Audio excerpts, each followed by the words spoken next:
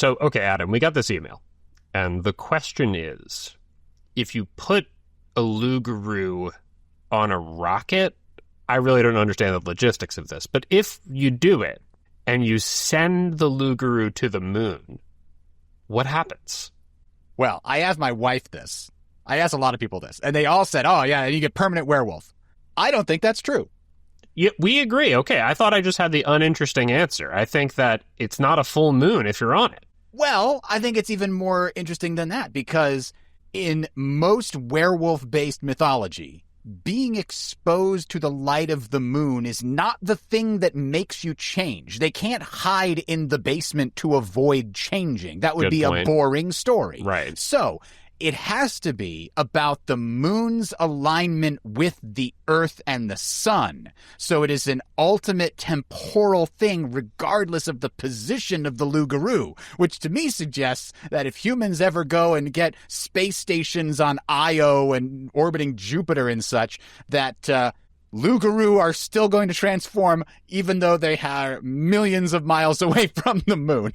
Okay, all right. I do like that better. I think that even makes it scarier. You can't escape the curse, not even with modern technology. We're in Alpha Centauri. Why is my bloodline still transforming? Dunno. Now, I do believe that when the sun explodes and destroys the moon and the earth, at that point the curse will be lifted. It's only like 4 or 5 billion more years. Not a big deal. I'm sure they can make it.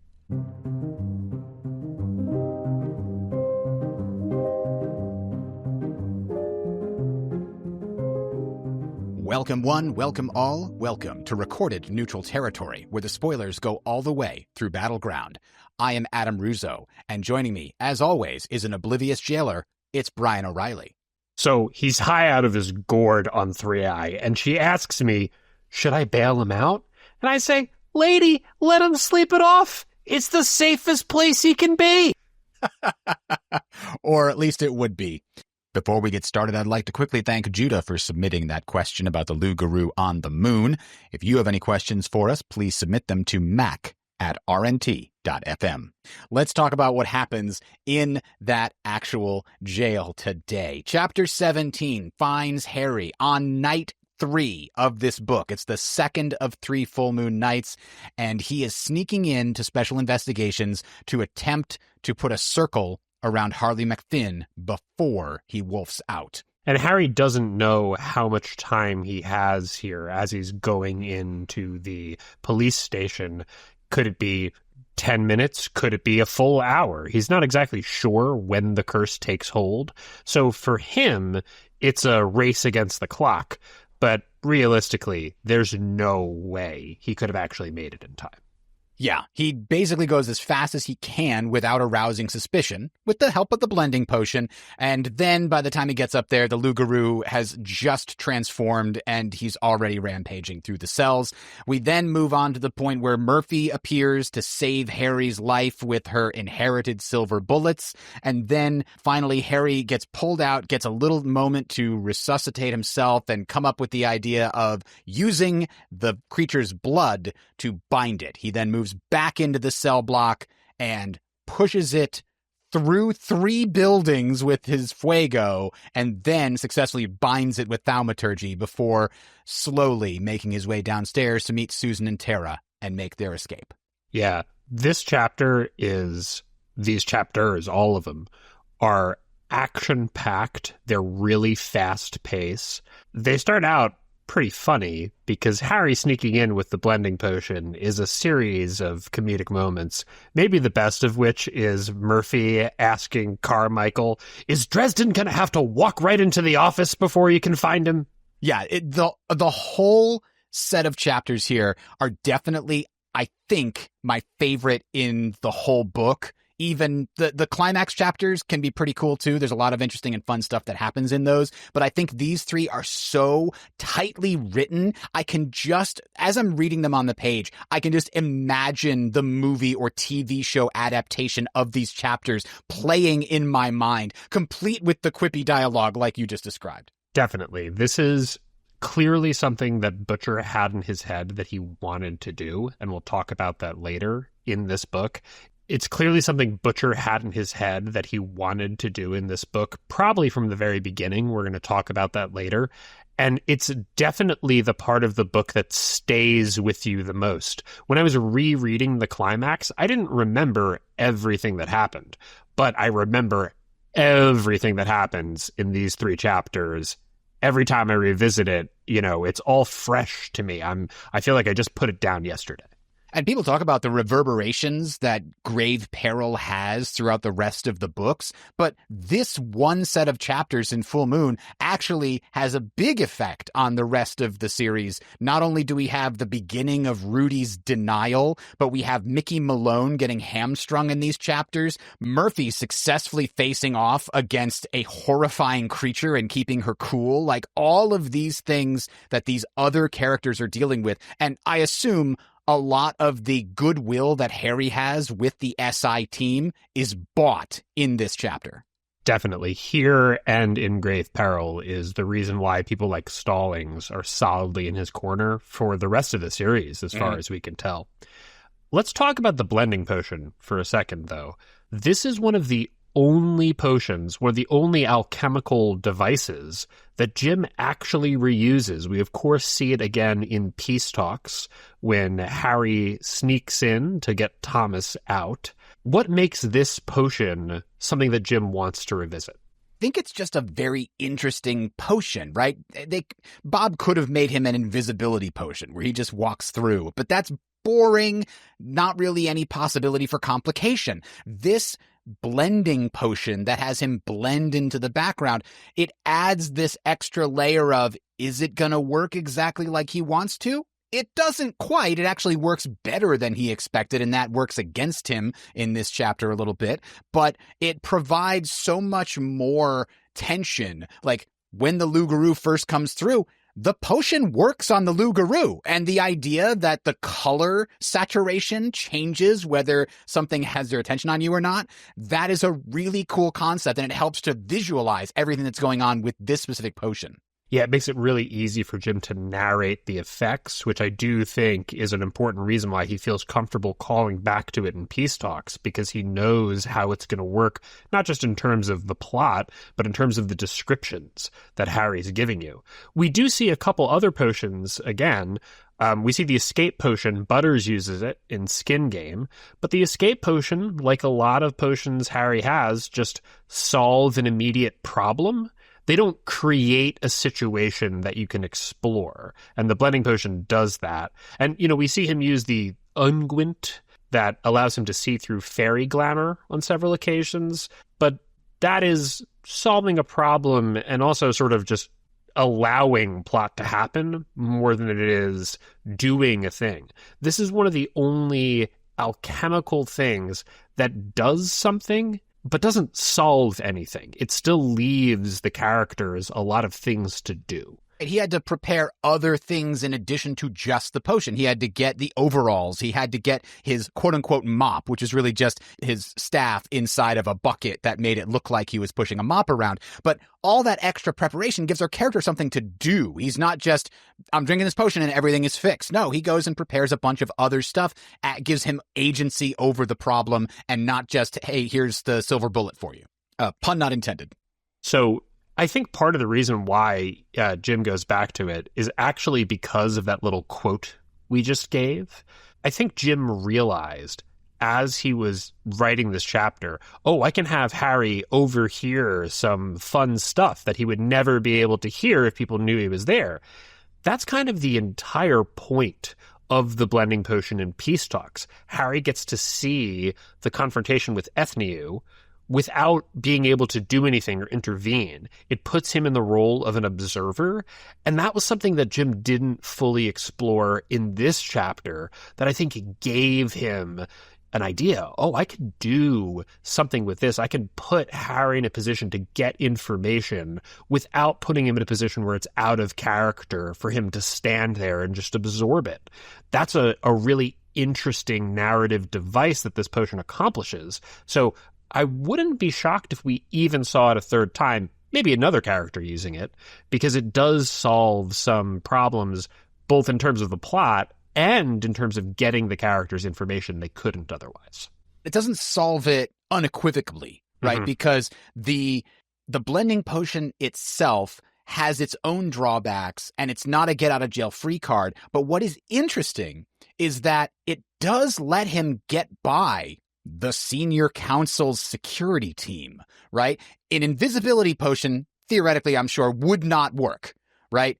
But this blending potion, it's actually, at the same time, it's less powerful and more powerful than just being invisible. And that, I think, is one of the other things that makes it super interesting. It has the possibility to backfire, but it's also more effective than a pure invisibility potion. And as we've been mentioning here, it does backfire to a certain extent, like every other potion Harry's made in the series so far.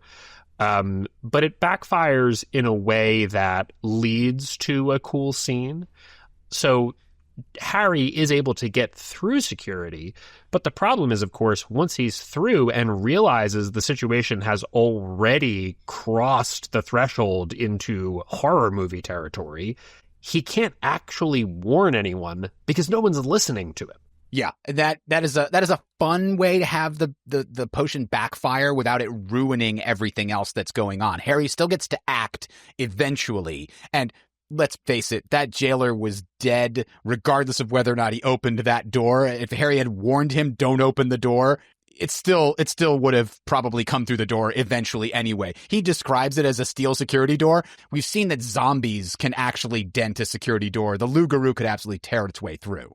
If it was so easy to box in a Loup Garu, MacFinn wouldn't need a circle. He'd just build a really secure bank vault. Exactly. I'm guessing even concrete is like weak to magic claws in that sense. Like anything not magical, anything physical is going to fall to the Loup Garu eventually. That's probably how the curse works. Yeah. And Jim has put Harry here so late in the day, so late in the game. He's taken us a roundabout way back to the station to create a situation in which essentially there's no way for Harry to succeed in his initial goal, but the fact that he arrives at the moment of transformation is the reason why, as we mentioned, SI has a lot of goodwill towards Harry because he's still able to save so many people, even though he doesn't accomplish his objective. Yeah, speaking of saving people, he's not able to save the inmates, which he watches literally 4 of them die on monitors and describes it in the chapter. Of course, at that moment, he's helpless. The door is not open. He couldn't go in and intervene if he wanted to. So eventually, the jailer does see what's happening. Or no, the jailer opens the door thinking, oh yeah, no problem, buddy. You can go on through and do your work. Like he's still under the effects of the blending potion. But when he opens the door, boom, the screams start coming through. And that's when he suddenly realizes something horrible is going on. How big do you think this jail is here, Brian? How many inmates are back there? We saw 4 die on the page, but how big is the body count? Dresden describes the security office for the holding cells as having a bank of monitors. To me, that sounds like there's probably 10, 12, 16. I'm going to go with 12, just kind of picking that number out of the hat. 6 cells on each side. They're all 8 by 8. Yeah. After those 4 die, and maybe 2 to 4 more that we don't see necessarily on the page, Harry uses a lot of magic in this chapter. Just going to bring it up now. This is probably the most magic that we've seen, in these 2 or 3 chapters, outside of any other scene that we've seen so far. So he uses the blending potion, that's 1. Then he also uses Vento Servitas to pull his staff to him that's dropped when the Loup Garu first busts through this door. He uses Forzare to force open the security bars. I think that's the first use of Forzare that we've ever seen there, Brian. He uses an interesting defensive reflect spell that's like a physics reverse Uno. I don't think we see that again. At the very least, I don't think we see it by the name that he gives it here, Tornarius, to stop the Loup Garu charge. Then he uses Feugo twice and Thaumaturgy to bind the Loup Garu. He also uses the staff in 2 of those instances and the blasting rod twice. That's a lot of magic, Brian. Yeah, you wonder if he should be taking the second wind potion during this chapter. Yeah.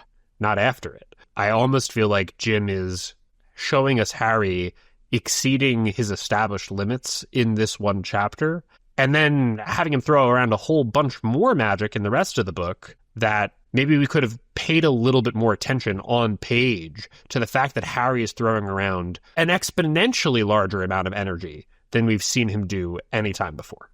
Now, I want to really highlight the use of Forzari here because it's going to become such a versatile spell for Harry. But in this book, Jim is really thinking of it as like a crowbar spell. He's literally wedging his staff into the bars that he's trying to open and just using Forzare to amplify the force that the staff is applying. I wonder, Adam, do we think that Jim just liked the word so much?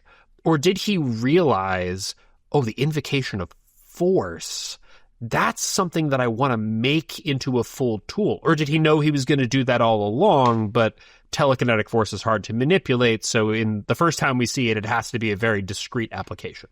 Yeah, that makes sense to me because there's so many different things you could do with it. The one that comes to mind is like, that's a genius use of this is, I think it's in Death Masks when they're at the airport and they need to go in through a security door or something and they're on the wrong side of it, but he uses Forzare to like push the security bar on the other side, like the emergency exit bar to get in. That's such a clever use of that kind of telekinetic thing. Anybody can come up with, yes, I'm going to punch big with fist made of force, but that kind of smart, fun use of it is really what Butcher gets to do for basically the rest of the series. Yeah, it's making the staff into a tool that basically utilizes Forzare in a bunch of different ways means that Jim doesn't necessarily have to come up with things like the momentum reflection spell that he uses here. He can make that a version, a creative use or expression of the telekinetic force magic. Mm-hmm. And I think there's a simple reason we don't see the reflecting spell again. It's because it doesn't work out here very well, and Harry keeps fighting things that are really big and really strong. So Harry does, as we're saying, decide that he's going to make a stand against the Loup Garu here. He's going to try to stop it from rampaging through the police station. Is he doing that because, Murphy's here, Carmichael's here, Susan is outside? Or do we think that he would always, doesn't matter if he thinks he's going to win, throw down with a monster like this because it could hurt people? I think it's the latter. He does, in a lot of these books, Jim, if there's one thing that Jim overuses, it's pointing out that Harry could just walk away right here, and he thinks about walking away and then decides to stay and fight. Like, that's a very common thing. We talked about him doing that at least once in Stormfront, and he's doing it again here. I think that this is a way of demonstrating to the audience that these are Harry's core values.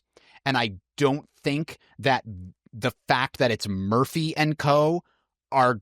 is the reason he's doing this. He's doing this because it's the right thing to do. He has the ability. He therefore has the responsibility to protect people, and he will try to do it regardless of who they are. I think that we get a lot of people making the argument that we see in Grave Peril that say, hey, Harry's just protecting his girlfriend at the expense of the entire supernatural community. He starts a whole war just for his girlfriend. I would argue that if she was a stranger, he still would have thought about, if not followed through on, defending her in that moment. This is who Harry is. It's not just because it's his friends. Yeah, I mean, in that very same book, when they save Lydia from despoiling Amarachius, it's not about the sword, it's about the girl. And I think that as much as Butcher goes to that well again and again, it really is something that he's trying to get across to us that he doesn't say, which supplies the main reason for that to come up over and over. And it's that what Butcher's trying to tell us he thinks courage is. Yeah. Is the idea of knowing that a situation really could be bad for you and not knowing that you're going to be able to handle the situation, but deciding that you have to try because to not do so would be wrong. And I've really loved the series partially because this is Butcher's idea of what courage is. How many times in our lives do we take the easy way out? I don't think Butcher is suggesting that every single time any of us do that, we're being cowardly. But I think he's trying to set an aspirational ideal that's a little bit different than other heroes in other series that we've seen before. And part of that aspirational ideal is the notion that it doesn't matter if you know you're going to be able to succeed, and it doesn't really matter what the stakes are. What matters is, do you think you trying could make a difference? Well, if that's the right thing to do, then you have to try. That's a really powerful message. Harry compares himself a little bit to a Peter Parker throughout the books, or Jim does anyway. And I think that is apt because of the snark thing and such, and the power and responsibility. But I think there's another comparison to be made, because Harry is, like you said, an aspirational view of what we would want somebody with power to be. And in the realm of comic book superheroes, there is no more iconic element of that than Superman.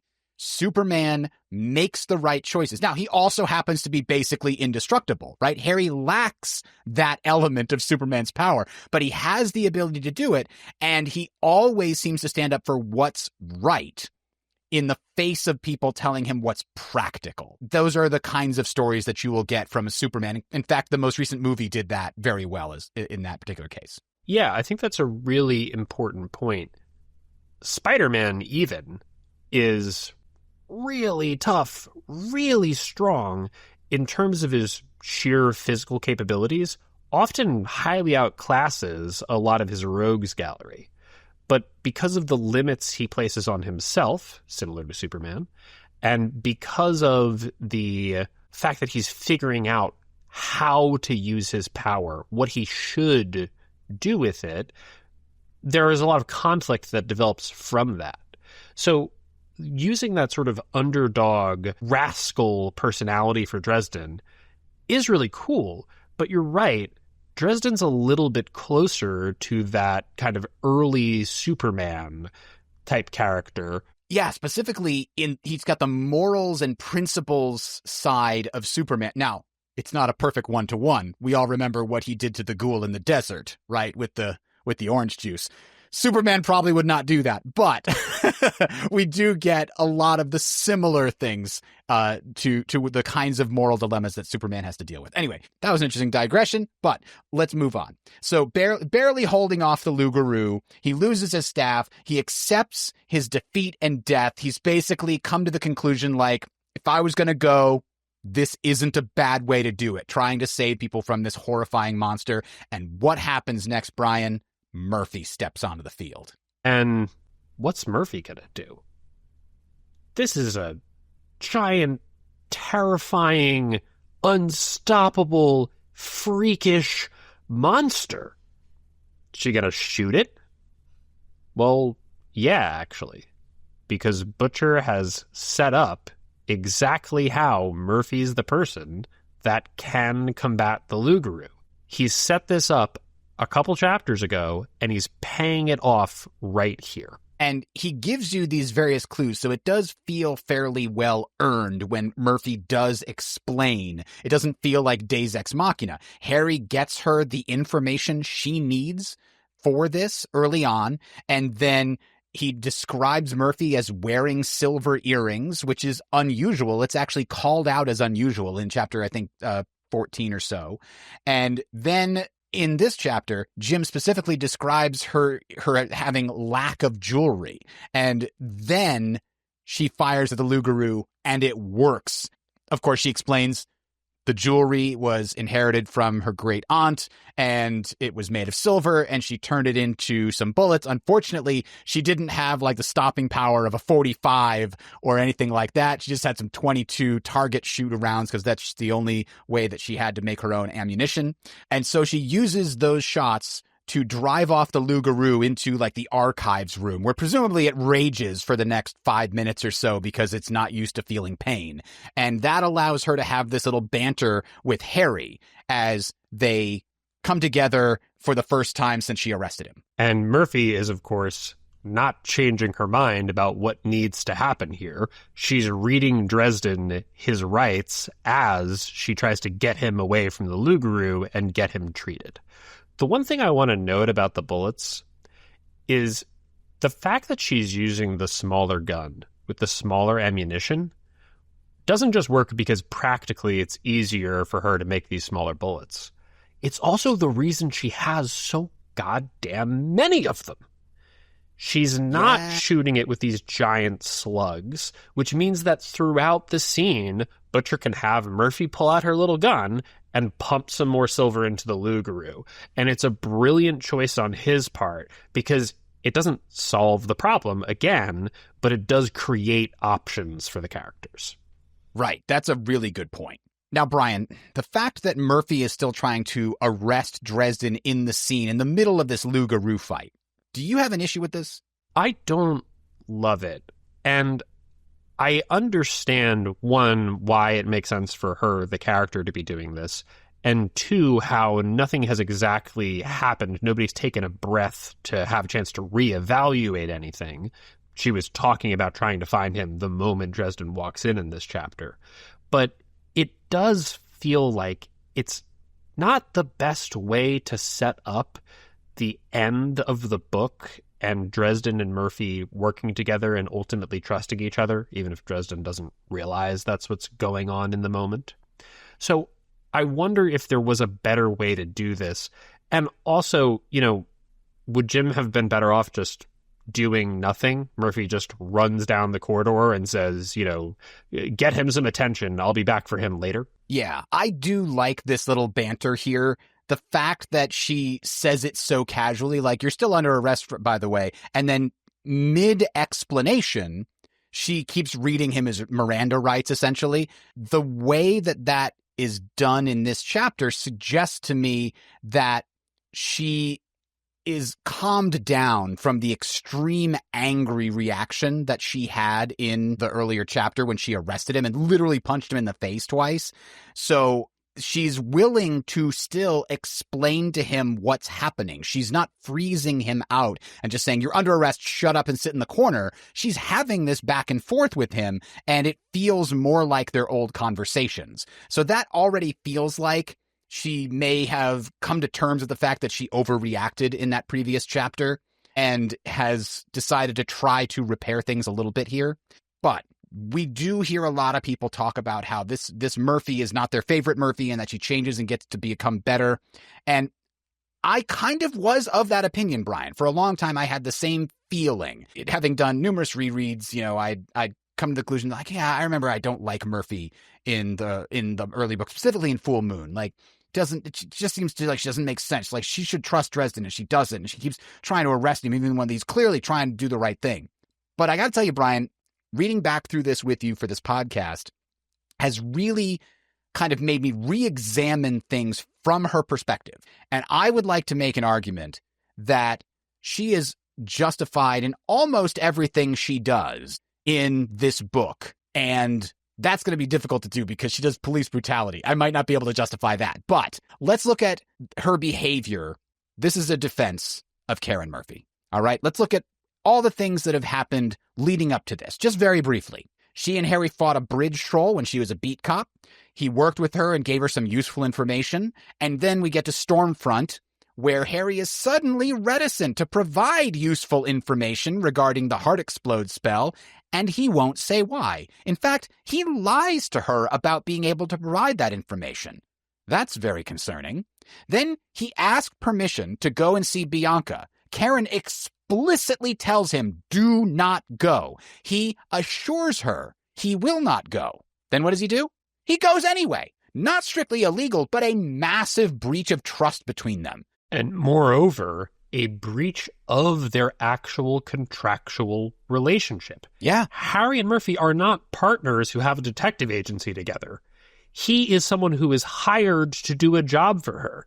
If we were at work, Adam, and your boss said, hey, just don't do that no matter what, I'm going to take care of that, and you did it, what would be your expectation? Yeah. They pissed at me. Not only that, I've had coworkers like that. I'm pissed at them. If someone did that, in a government office, they would be disciplined and very possibly fired. Yeah. So what does he then do with the information he got from Bianca? Does he at least give it to Karrin? No, he follows up on it himself and still doesn't give her that information, which leads to the death of Linda Randall. Did Harry cause it through his own investigation? It's hard to say. We speculated about that in our previous episodes about that book, but it's certainly not something that Karrin can rule out. The chain of events seems to strongly suggest that his incompetent, bumbling questions led directly to her death. And let's remember, Karrin has the same responsibility complex that Harry has. Even though she believes that Harry's actions may have ultimately led to Linda Randall's death, she still feels guilty over it. She should have known that he would break her trust. She rarely trusts anyone because they always let her down. Why did she trust him? Now this girl is dead and it's her fault for not stopping it, for not being good enough. Now, is this a fair assessment? No, of course not. But that's the whole point. It's a responsibility complex. It's not a healthy way to look at yourself. Both Harry and Karrin feel guilt for the things that they failed to stop. In addition, the city will see it the same way and will use Karrin's failure to end her career unless she can solve this series of murders. And Harry is obstructing that. And remember, when Linda Randall dies, Murphy doesn't know who the killer is, doesn't know how they're selecting their targets, or really what's going on. She just knows that she's dead. I'm not saying that immediately jumping to thinking that Harry is the culprit is the only rational thing to do in that circumstance, but there's got to be some reason he's not sharing information with you about the spell. He's got to know something. This woman has died. Is it someone who Harry's involved with? She has no access to the idea that it's somebody who's trying to kill Harry for the literal entirety of that book and into this one and beyond, because he never explains it to her. Yeah, this is the headspace that she's in when she confronts Harry in Linda's apartment. Even though this betrayal of trust got a woman killed, she's still willing to extend an olive branch. Her instincts are telling her Harry would not have wanted this to happen, and he's ultimately a good person. If she gives him the opportunity, maybe he'll come clean and they can repair their relationship. Nope, he fails that test and she has to prod him for information by threatening him. She shows him his business card that she recovered from Linda. This is the last chance she's giving him to explain everything. Instead, what happens? He clams up, refuses to cooperate, even after she pleads with him. Quote, "Don't make me choose, Harry, please," unquote. She doesn't want to arrest him, but he leaves her no choice. He lies to her again, and that's yet another betrayal. He was not only a useful ally, but she considered him a friend, and he's sinking her career with his silence. She mentally recategorizes him from a friend and an ally to hostile witness with valuable information. At this point, she considers any further lies to not just be a betrayal of their friendship and working relationship. Those lies are now obstructions of justice. And moreover, at the end of Stormfront, what's the only information that Murphy has about what happened? It's the information that she gets from Marcone through the rumor mill, but ultimately from Marcone himself, that Harry took out a rival gang leader on his orders. And Dresden never, and we can't stress this enough because he doesn't even do it in this book, he never explicitly says to her, that's not what happened. No, he says it to Carmichael before he says it to her. That's crazy. Yeah, it's a really bad decision on his part, and we're not suggesting that it would be rational for Murphy to believe in that situation that Dresden is in with the outfit and he's a member of the mafia. He's still living in a basement apartment by himself.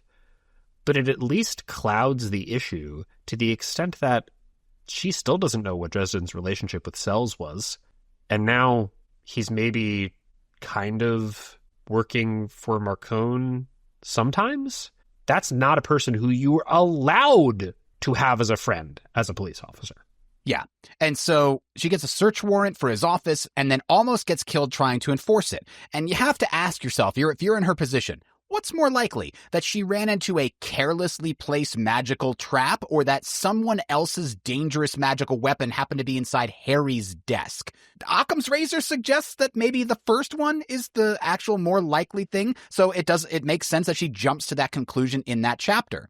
Now, we'll never really know the answer to that because, as you pointed out, they never talk about it. Literally says this line in Full Moon. Harry says, quote, "We never really talked about what happened last spring," unquote. Maybe she has vague memories of him saving her from the scorpion, but from her point of view, that's him saving her from a danger that he himself put her in, and that does not get you any gold stars. Not to mention that in Harry's own words, he fully failed her during that book.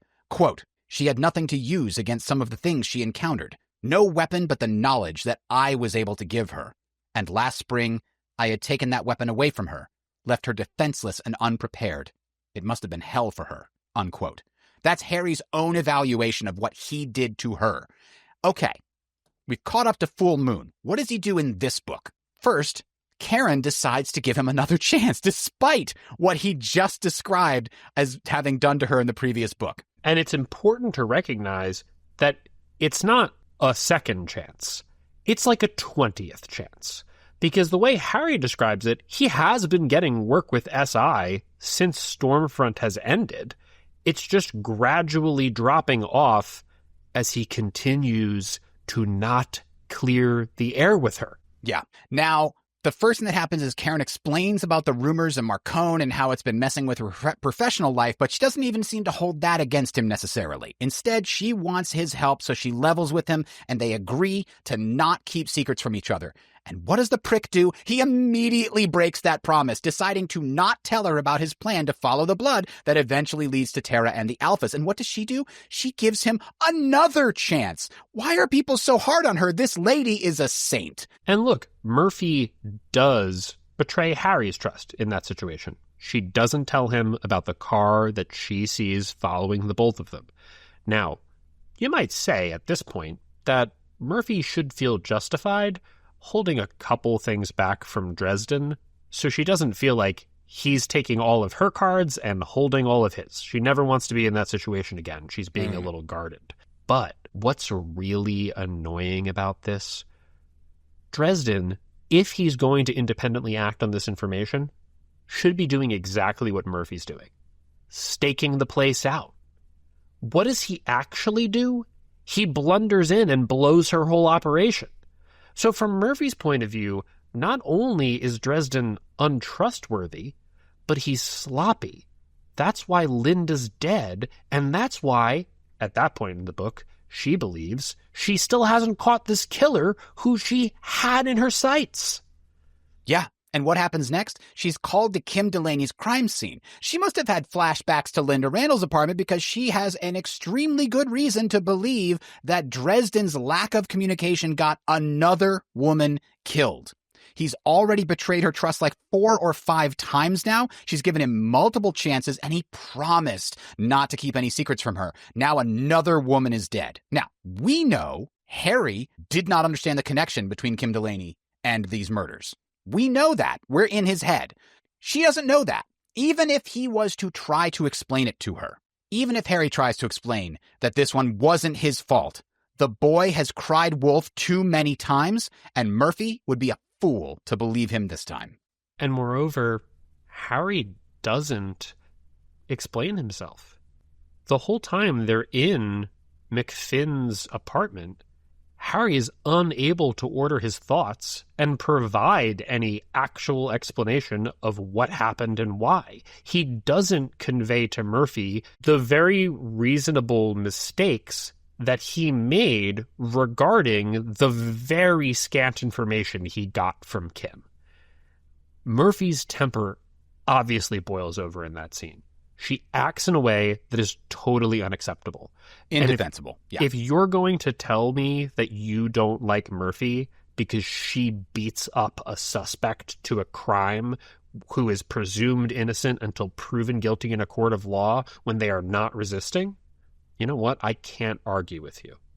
I'll tell you, though, from my perspective, for someone who takes her work as seriously as Murphy does, and who sees that work as saving lives, this is equivalent to just throwing a couple measures of the pain that Harry has caused other people back at him.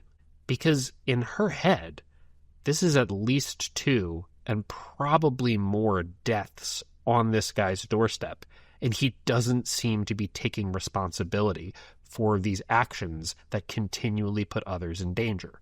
Now, I will say that maybe if she arrests Harry and drags him down to the station and interrogates him, and all this comes out, well, Murphy should at that point reevaluate.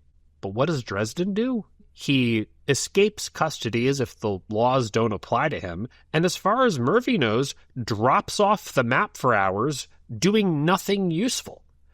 So, from Murphy's perspective, Dresden at this point is someone who's not just an active hindrance to her investigations, but is someone who cannot cooperate with the police. And that's obviously not someone she can work with. Yeah. And that brings us to this scene with the Loup Garu, where some people might go, why is she trying to arrest him in the middle of all this?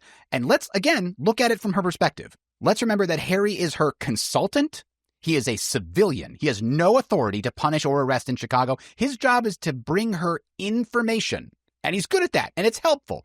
But what's more, she has never seen Harry cut loose. I went back to Restoration of Faith to make sure they beat the troll with like an axe and like stomping on its toes. He doesn't Feugo the troll. She never sees him pull out combat magic until the moment he blasts the Loup Garu through the wall.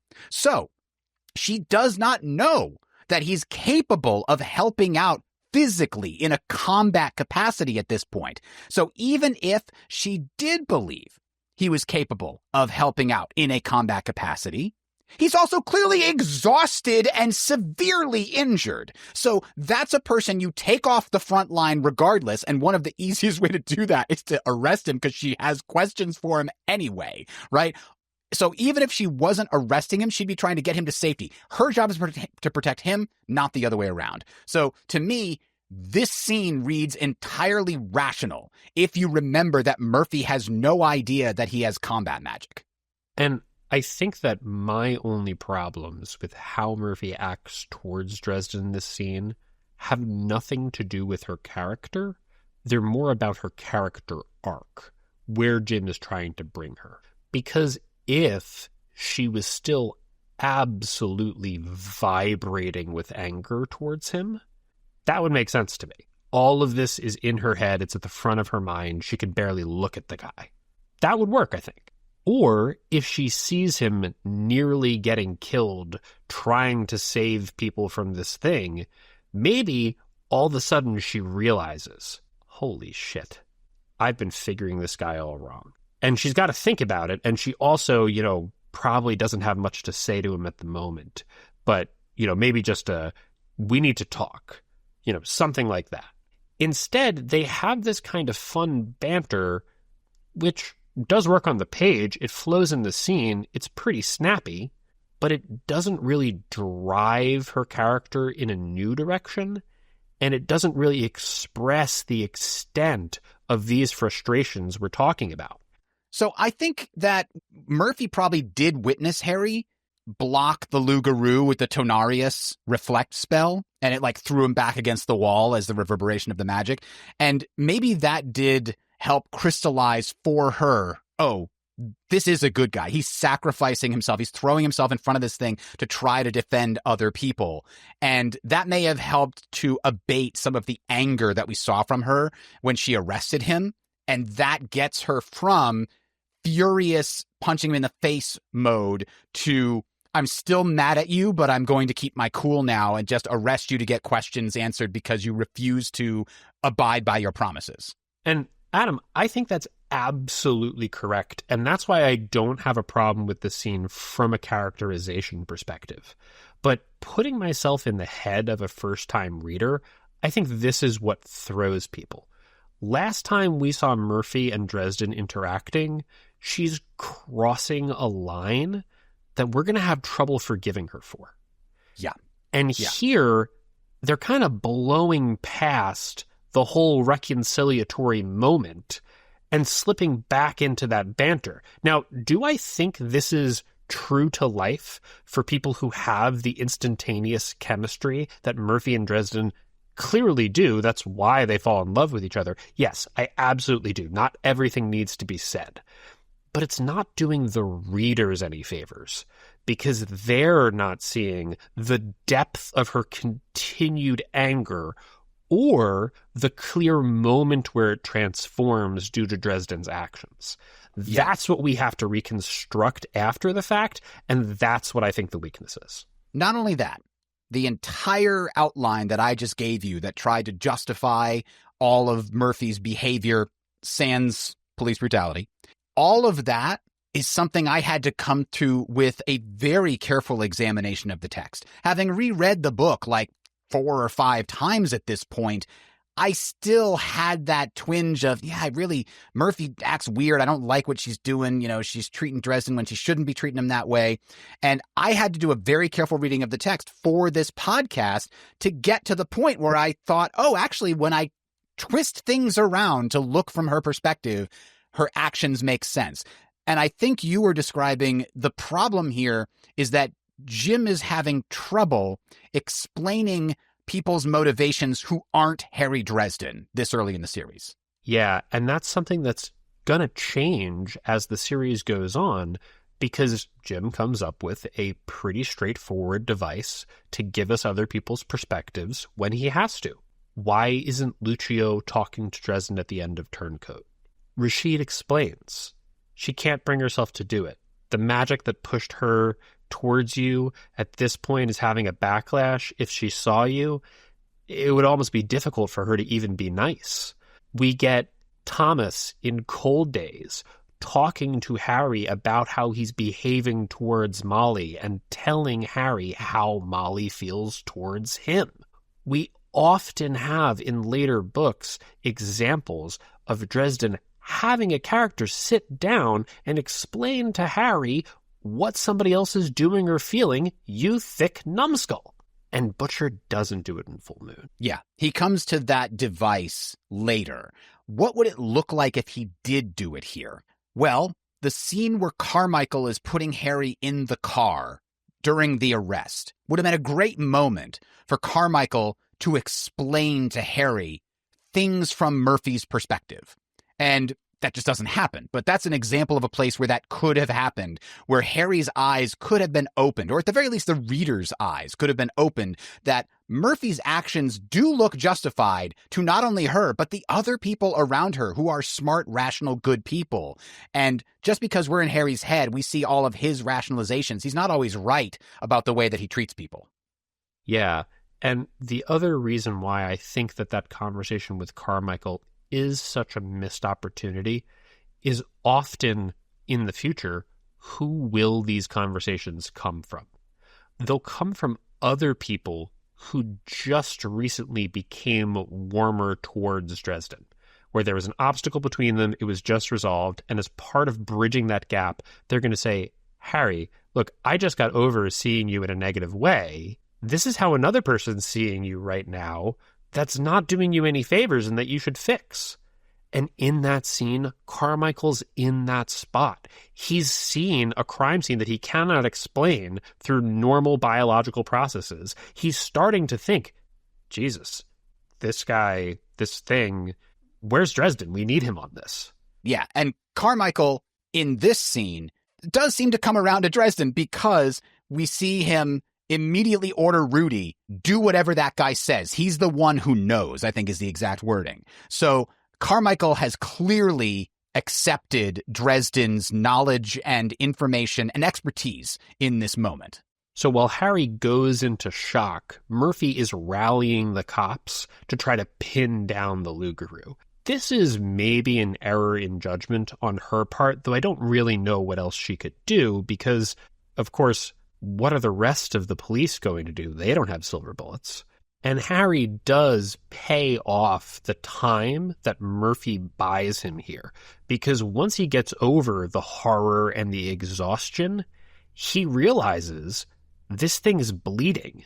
and I can do something to stop it. And I love the way that he reveals that in this sort of chapter where Harry's recovering, where he's thinking like, oh, I was just thinking about something important.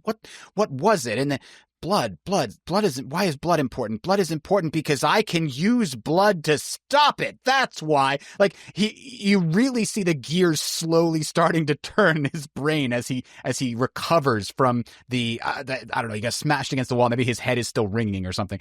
Concussion number 16 from the book, by the way. So yeah, he's that brings us basically to chapter 19.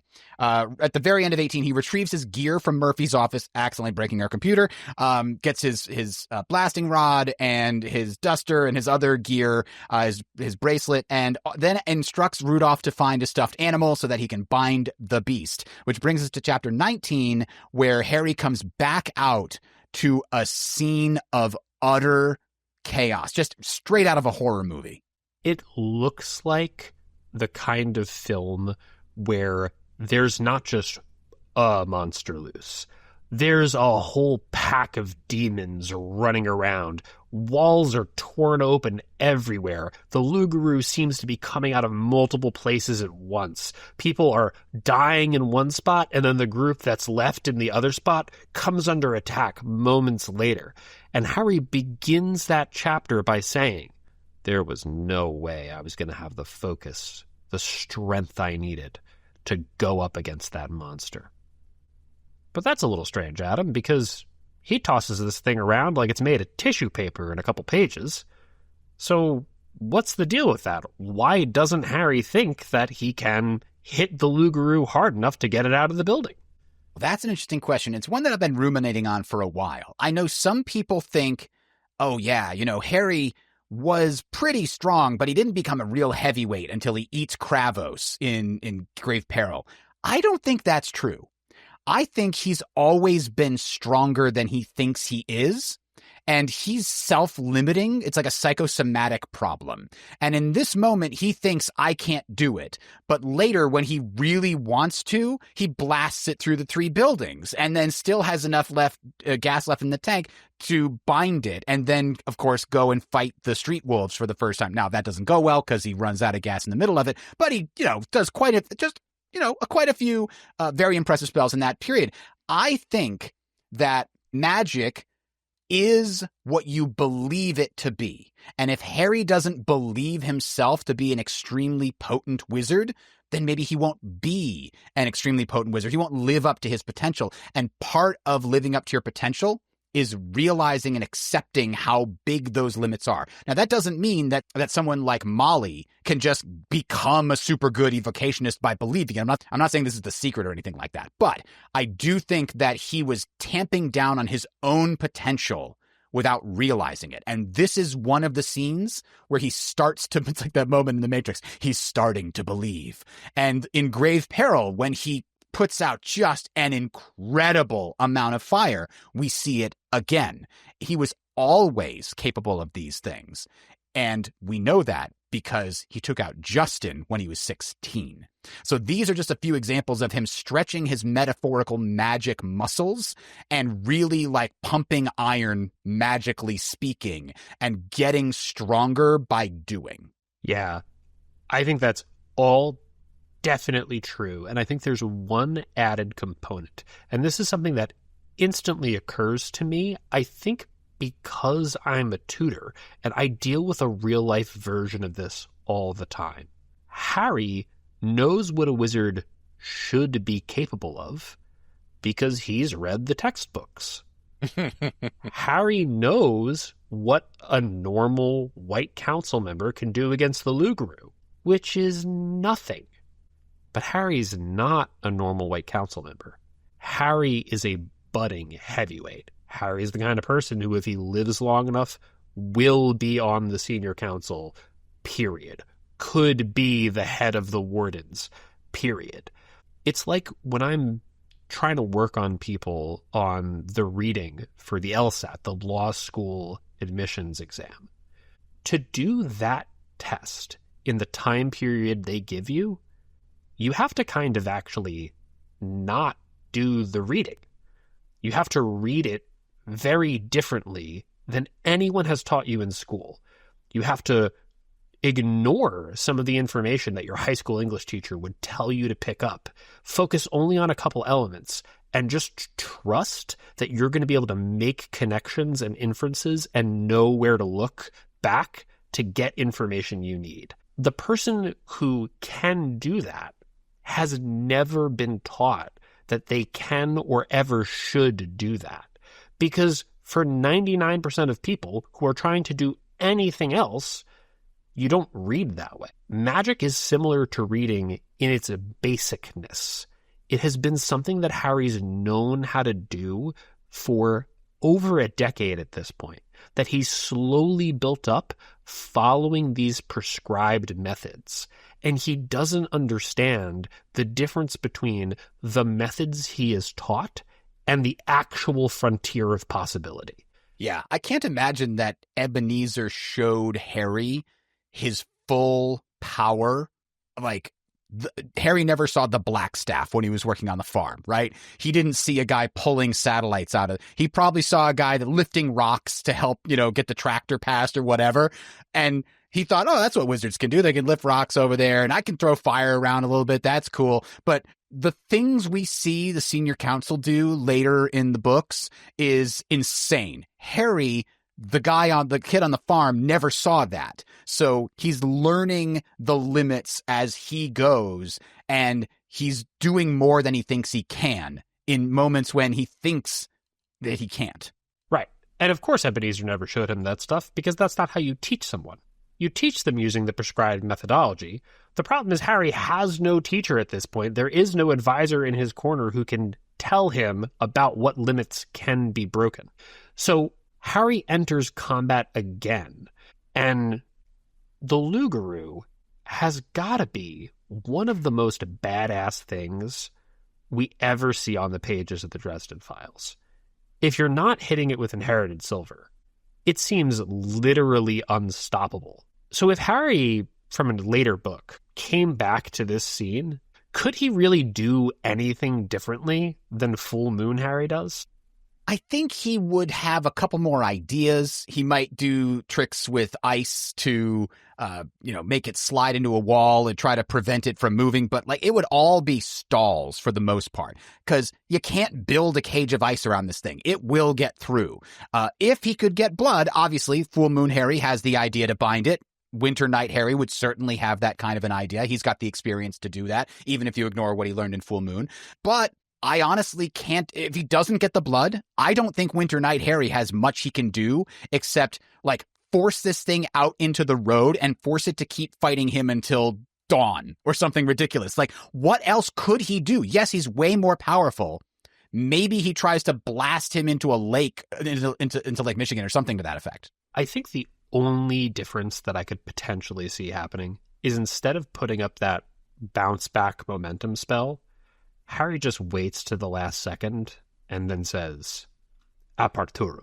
Wow, yes, I had not even thought of that. The trick from Zoo Day makes total sense. And you've obviously used that in other places as well. But we know that this version of Harry, really uncomfortable with the Never Never because of Leah, and he wouldn't want to open that door. Maybe not even know how at this point. We know he does know how in grave peril, but maybe it's something that he learns or that he never tried before. And maybe can't do on the fly at this point. Yeah. So you found an interesting little tidbit here by cross-referencing these chapters with grave peril.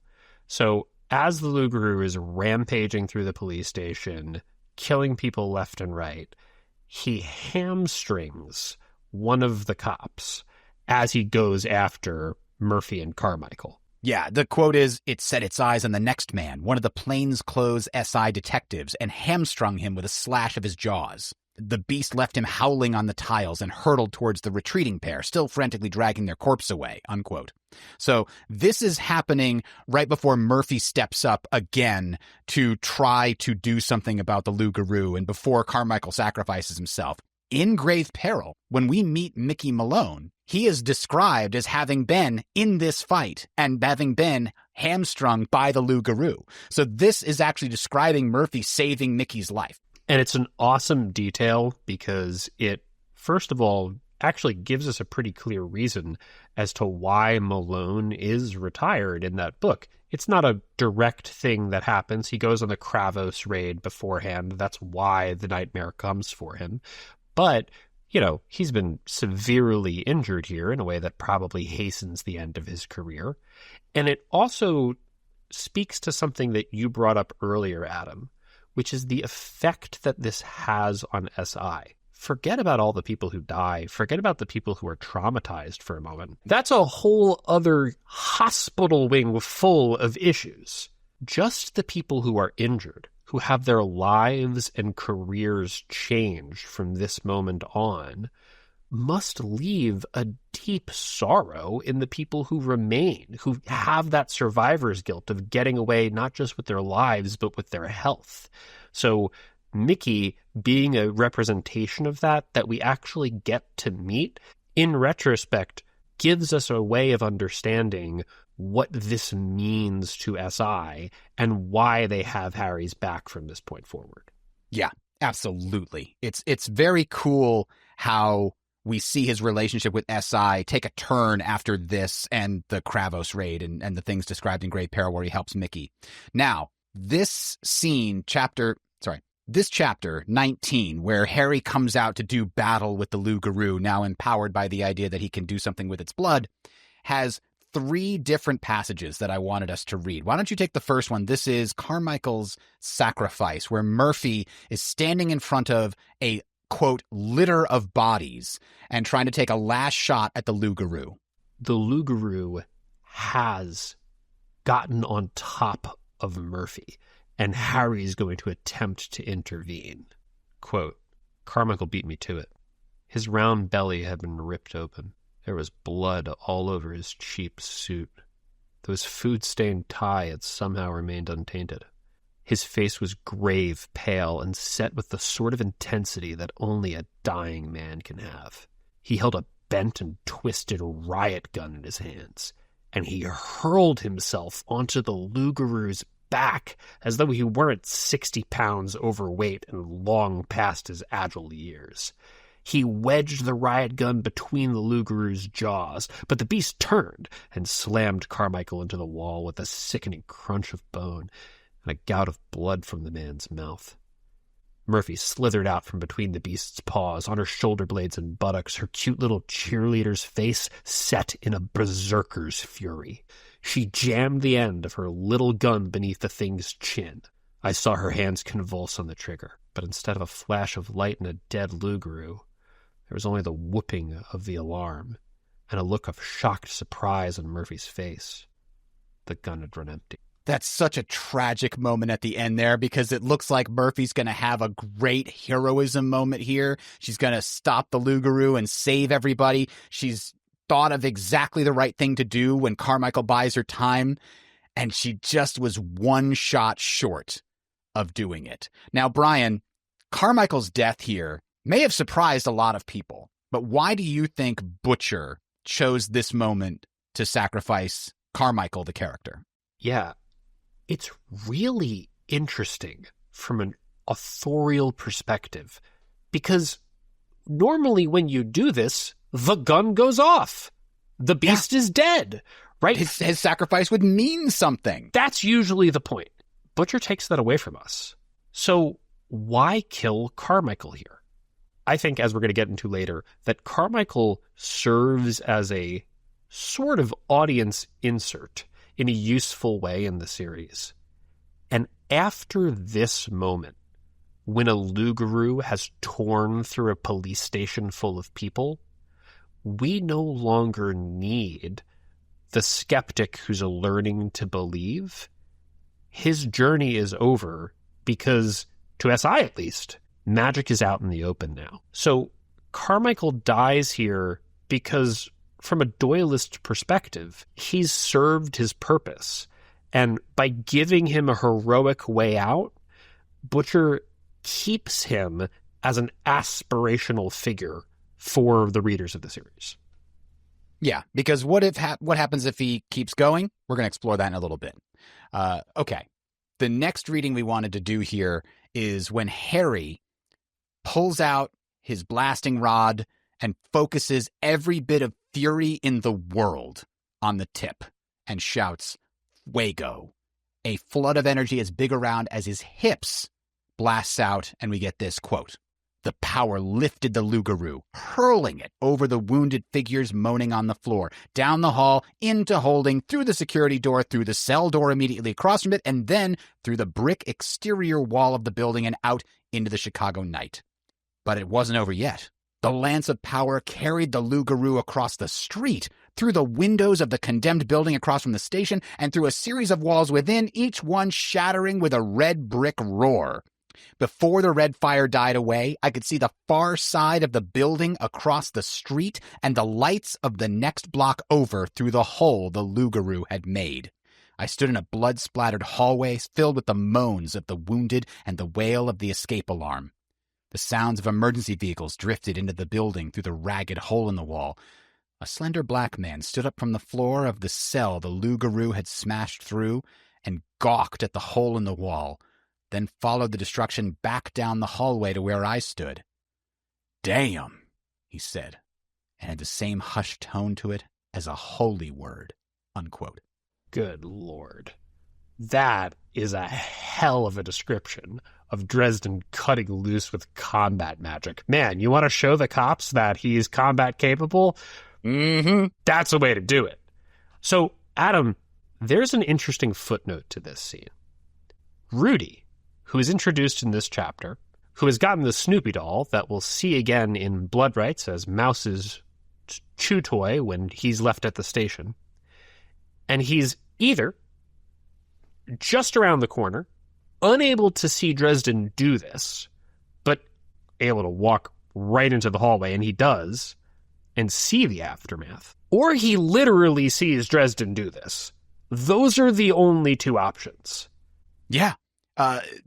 It's unfortunately not quite clear whether he witnessed it or arrived right after Harry finished blasting this thing through the wall. But let me ask you, Brian, you come around a corner, there's a guy holding a stick, and there's another new hole in the wall, the next wall, the exterior wall, and the entire building across the street. He's not holding a bazooka. What's the only conclusion you can draw at this point? I think there's only one. Well, the guy's a wizard. And it's not just that he sees the aftermath. He must have heard the sound. It's not like the Loup Garu ran away. He gets to hear whoosh, boom, and he gets to see the literal smoldering wreckage. A fireball just tore through here. You'd have to be crazy to think anything happened other than a bazooka going off or this guy holding the smoking piece of wood who calls himself a wizard must have done something. Yeah, and we're going to definitely have our own analysis of Rudolph, probably around the time of changes. But even in the previous chapter, when he's helping Harry, he's already in denial, saying this can't be happening, kind of nonsense. Like, dude, you just witnessed a giant wolf. What are you talking about?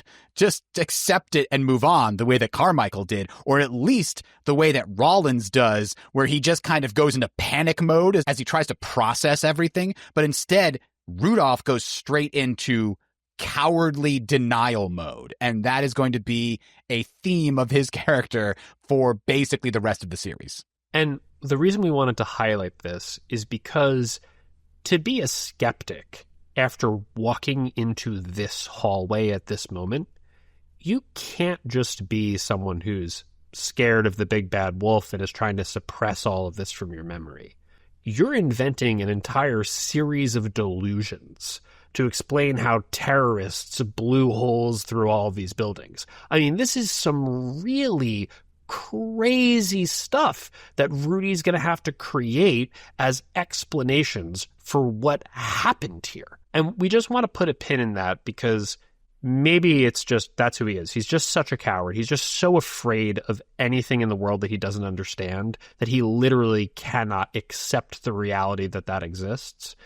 But it's also possible that there's something about Rudy, something from his past or something from his present, that just makes him unable to deal with this in a remotely rational fashion. Yeah. So at that point, Harry has blasted the Loup Garu. Rudy shows up with the doll, and he asks, "What are you doing?" Harry answers, "Thaumaturgy." Rudy's confused, and Harry just, "Go downstairs, tell the emergency personnel to come up to this floor." And Rudy listens to him, and Harry then works on the spell. And that's where we get the final passage we're going to talk about today. Quote, "I turned my attention back to the spell I was working. I had to keep the rage and anger I felt away from the working of my magic. I couldn't afford to flood my spirit with grief, fury, and thoughts of vengeance for the dead men, for their deaths, for the pain that would be visited on their families. But God is my witness. I wanted nothing more than to try to set that thing on fire and hear it burn somewhere outside." I tried to remind myself that it wasn't MacFinn's fault. He was under a curse and not to blame.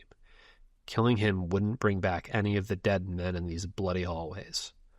But I could keep any more men from dying tonight, and I could do it without killing him. I love this passage because it reminds us who Harry is at a fundamental level, what his principles are. We talked about that a little earlier with his willingness to throw himself into danger to protect others. But this is also an important principle of his. And it's a continuation of what we saw in Stormfront. He actually seemed to have had a lot harder of a time holding on to that principle in Stormfront. Here, it's just a paragraph where he says, I knew what I had to do. I had to keep my rage out of the magic. I separated it out, and I did the work, right? He doesn't even really describe it as a struggle. Whereas we know in that chapter 24 of Stormfront, he really needed help, probably from Leah, we speculated, to get himself into the right headspace to not just go and commit magical murder. So, Brian, here's an interesting question. Should Dresden have actually killed him in this moment when he had the opportunity to do it? Yeah, I think that Harry's commitment to his idealism is, to a certain extent, the trait of a young man who really does believe that certain compromises cannot be made, regardless of whether you can construe them as being for the greater good. But if we just ask the question, would it be for the greater good if Harry did attempt to kill MacFinn in this moment? I mean, probably. Harry doesn't know that he's going to kill the Loup Garu tomorrow night.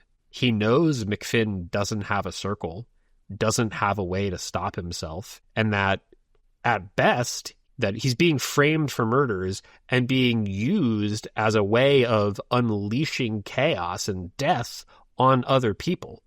MacFinn doesn't seem to want to deal with that anymore. If Harry kills him in this moment, he's not exactly saving MacFinn from anything, but he's not doing anything terrible to him. And as far as he knows, he could be saving hundreds of lives over just the next couple months. Yeah, he's taking a real risk because he is so beat up in this moment. There's no guarantee that A, he's going to get out of this without really being arrested. And he might just be in jail, unable to help with MacFinn the next day. So this could, in a different way this world shakes out, not killing him could cost hundreds of deaths, no question, and even way more injuries. But you know who else has an uncompromising set of principles that often gets talked about in this same way? It's the Batman and the Joker.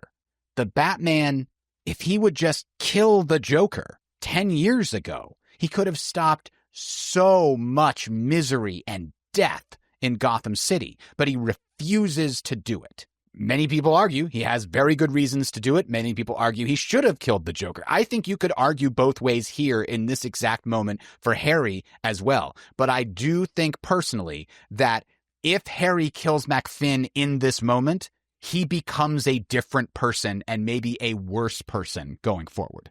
And that, I think, is the real counterfactual here.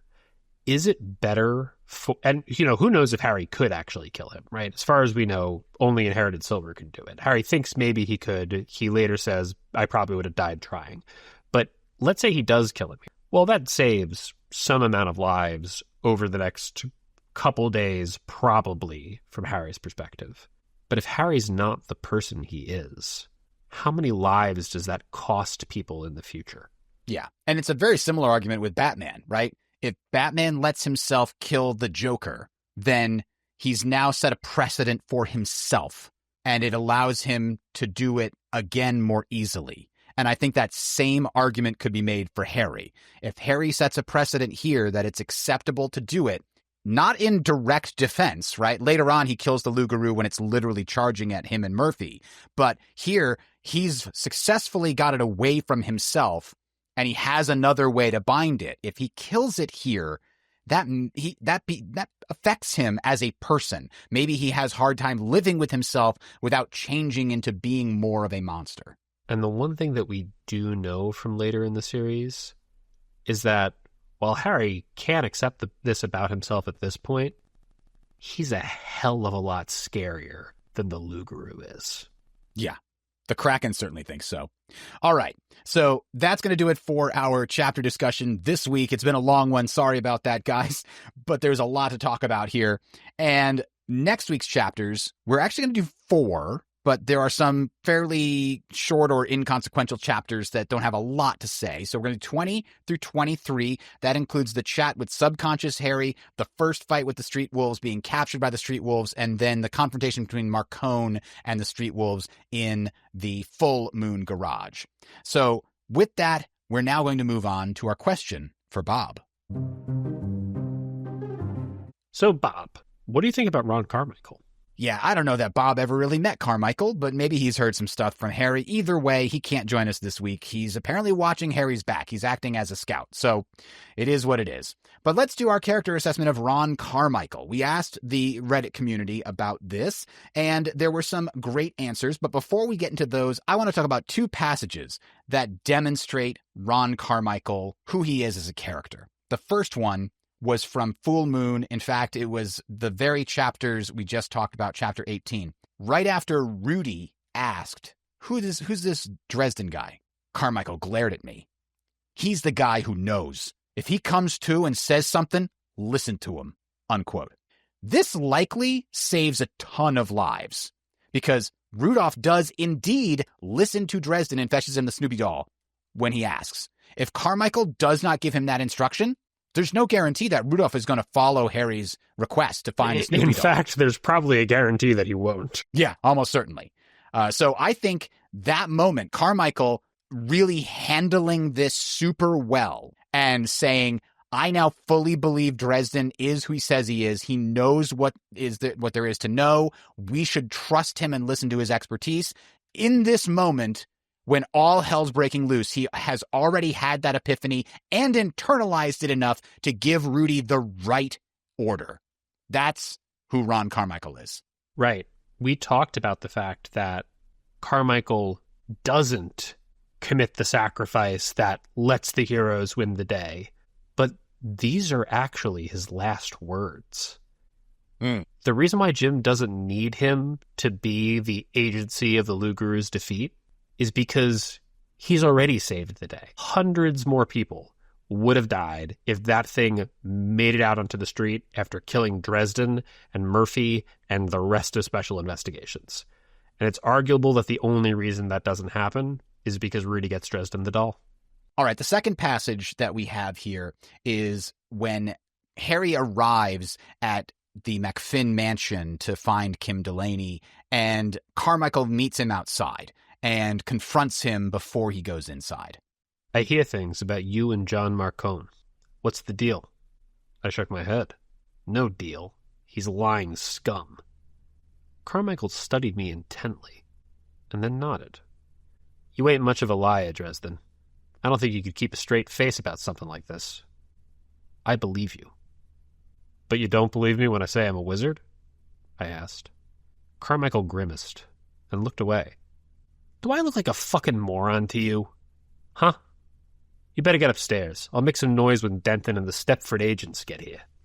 Yeah, so the thing I want to call out about this is Harry says, you don't believe me when I say I'm a wizard. And what is the line that describes what Carmichael's doing? He grimaced and looked away before answering. Can't say it to his face. He can't say it to his face. I think he's already started to believe maybe he hasn't even really admitted it to himself yet, but he's seen enough and he's trusting his gut about Harry with his cop instincts. He sees the same thing in Harry that Murphy sees. Sees a basically good person trying to do what cops do.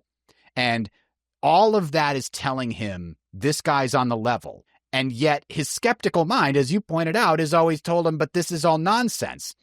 And yet there's been enough of it building up that he's slowly coming to terms with it, even here in this book. And I think that's why what we just read that happens in chapter 18, where he just accepts the supernatural and just starts operating as effectively as Murphy at that point, right? Fully accept it, not freaking out, not panicking the way that Rollins does. I think it's because he's already started to accept it. I mean, Carmichael's gotta be a real sharp cop. Dresden says that, but that might be underestimating it. Because everybody else who believes Dresden when he says he's a wizard has seen something directly. What's Carmichael doing? He keeps going over these chains of events that he doesn't have full access to and the evidence that he does have access to and putting it together brick by brick. And he's figuring out that's actually got to be the simplest explanation. And I'm sure he's seen other things on the SI team that have made him question the supernatural in general, not just Harry's wizardness, but at some point when he's starting to come to terms with these other things that he has no other possible explanation for, he then has to reevaluate his denial of Harry's wizardness. And what character is that method of reasoning most associated with? Sherlock Holmes. After you've eliminated the impossible, whatever's left, no matter how improbable, must be the truth. Yes. Carmichael has come to this idea by realizing it's the only way it could work and then running with that. Yeah, the process of elimination. Very impressive. Okay, so we did ask the community a bunch of questions, and we got some good answers. Do you like Carmichael as a character? Denmark 217 says, quote, he uses the same tactic that Dresden does, making people think less of him by his appearance. But he's always on top of things.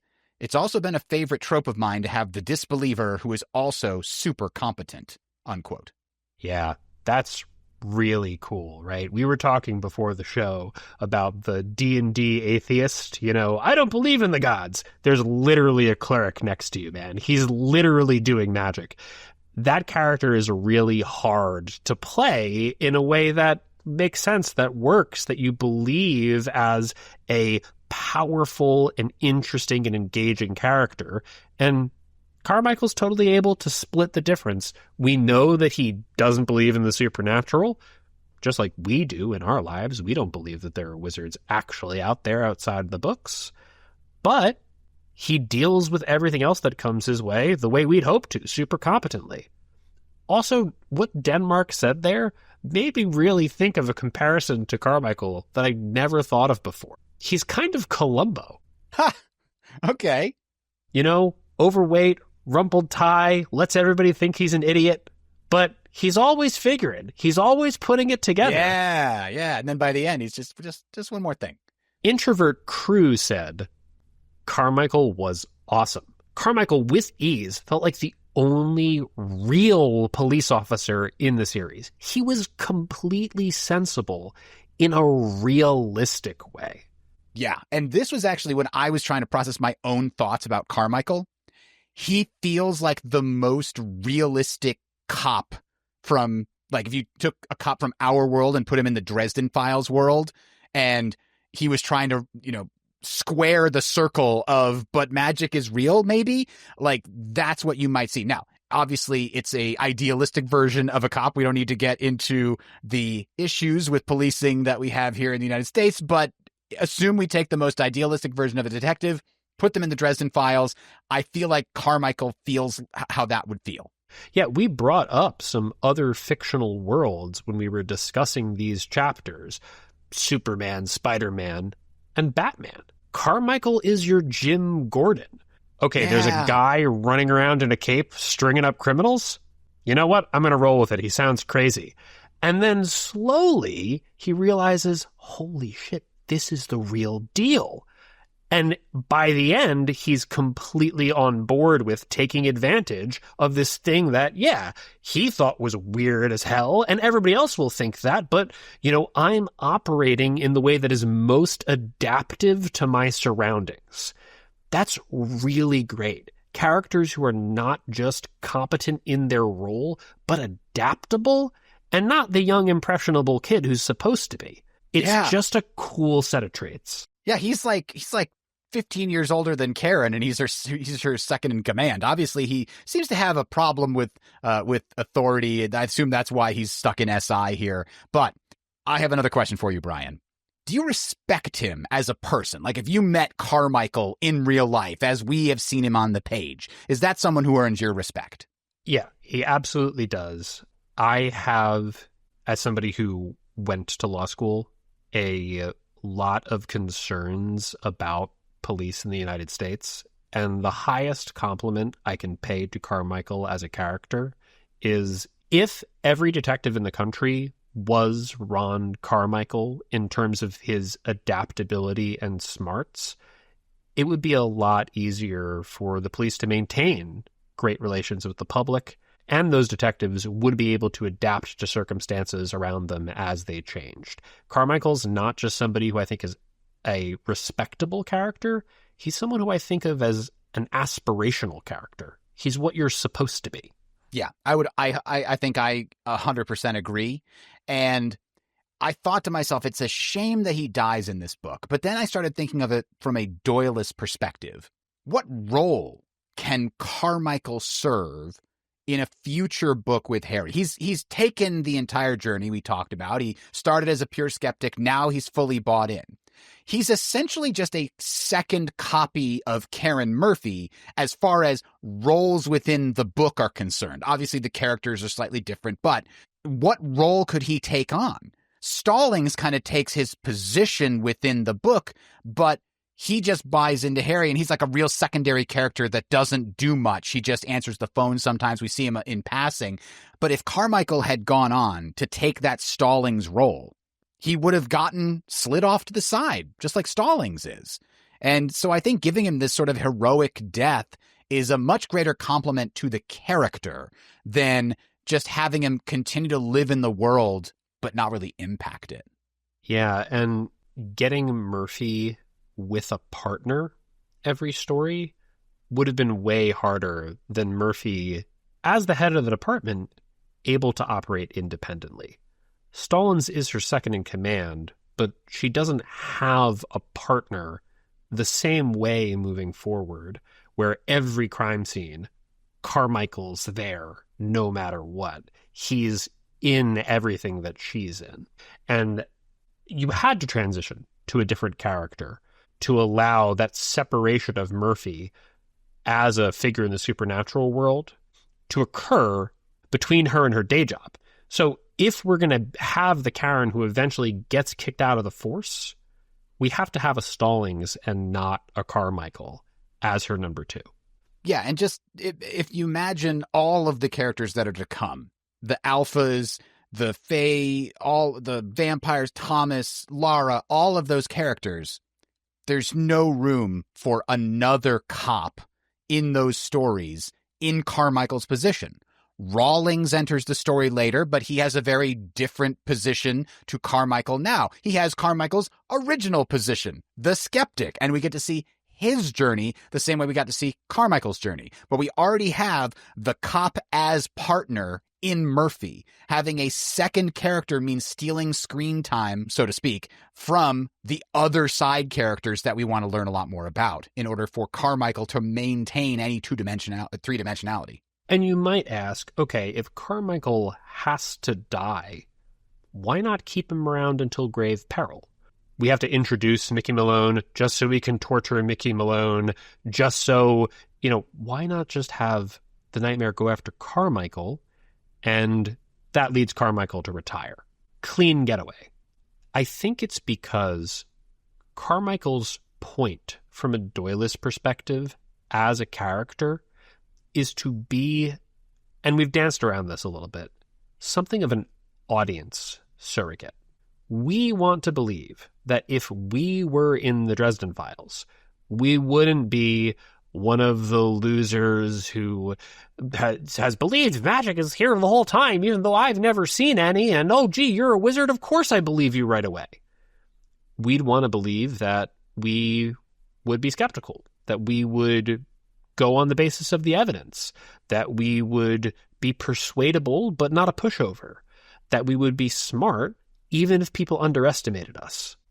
After this moment, after this book, there's a videotape of the Loup Garu floating around. There's a whole precinct full of cops who know the supernatural is real. Susan has seen the thing. Murphy and Harry have faced supernatural demons together and come out the other side.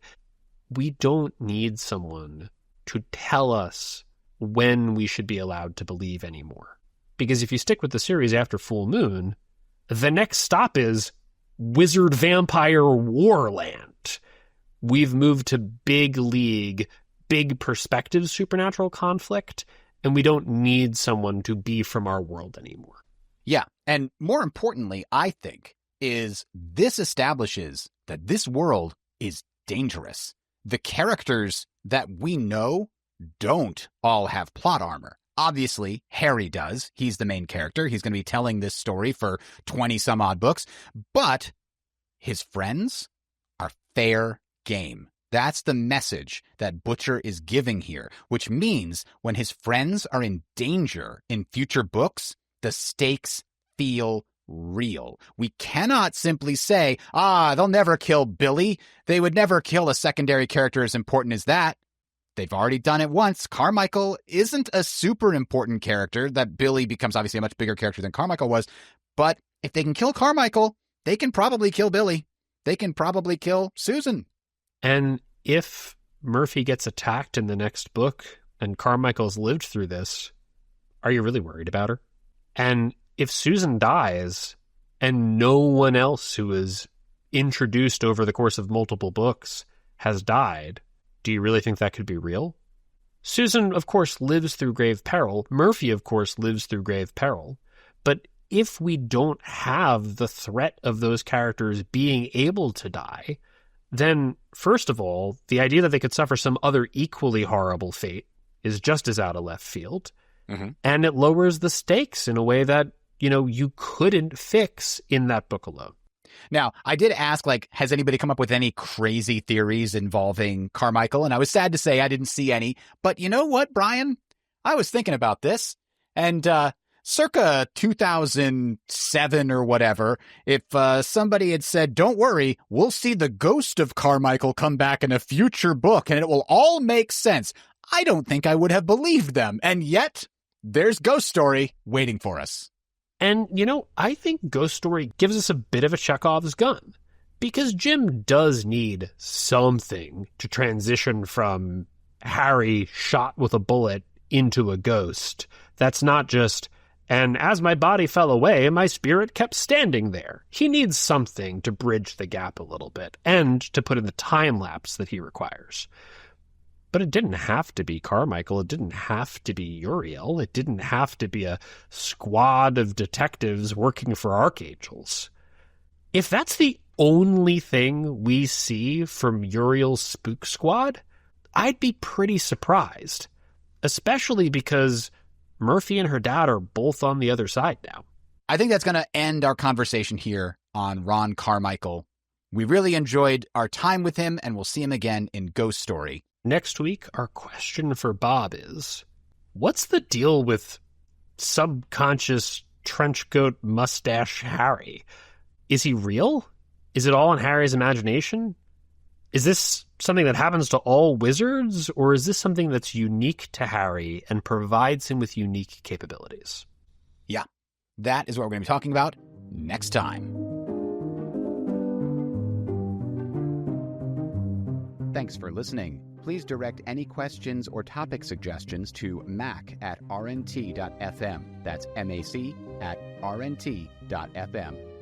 Recorded Neutral Territory is licensed under Creative Commons Attribution Non-Commercial 4.0.